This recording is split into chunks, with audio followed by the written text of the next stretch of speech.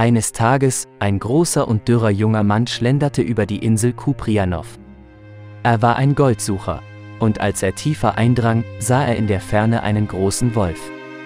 Natürlich erschrak der Mann, aber dann bemerkte er, dass der Raubtier in eine Falle getappt war. Der Goldsucher ging näher und erkannte genau, dass der Wolf sich nicht bewegen konnte, und so standen Raubtier und Mensch sich gegenüber. Bei genauerem Hinsehen verstand der junge Mann, dass es eine stillende Mutter war, also waren die Welpen irgendwo in der Nähe, und er zögerte nicht lange. Er zog trotzdem in Betracht, dass sie angreifen könnte, aber sie und ihre Jungen dem sicheren Tod zu überlassen, konnte er nicht.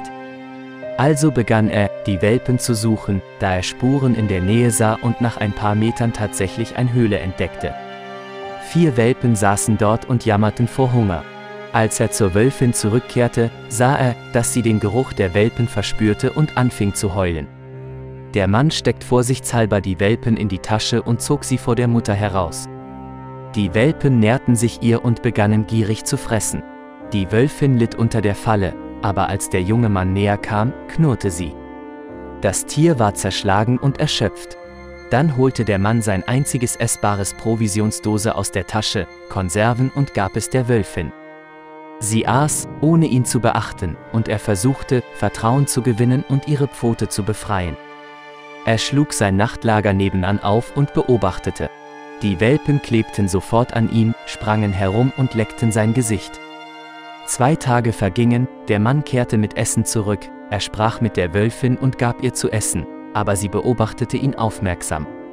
Eines Tages wagte er es, sie zu streicheln, und freute sich sehr, als die Wölfin mit dem Schwanz wedelte, aber er handelte auch dann nicht grob. Er fütterte die Welpen bei der Mutter und begann vorsichtig, die Pfote in der Falle zu streicheln.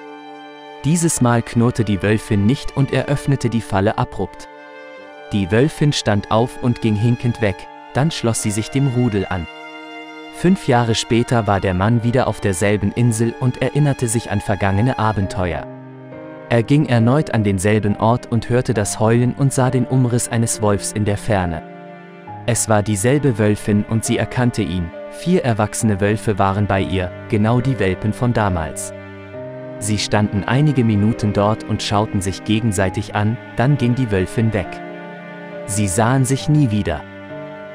Liebe Freunde, wenn euch das Video gefallen hat, setzt ein Like und abonniert den Kanal.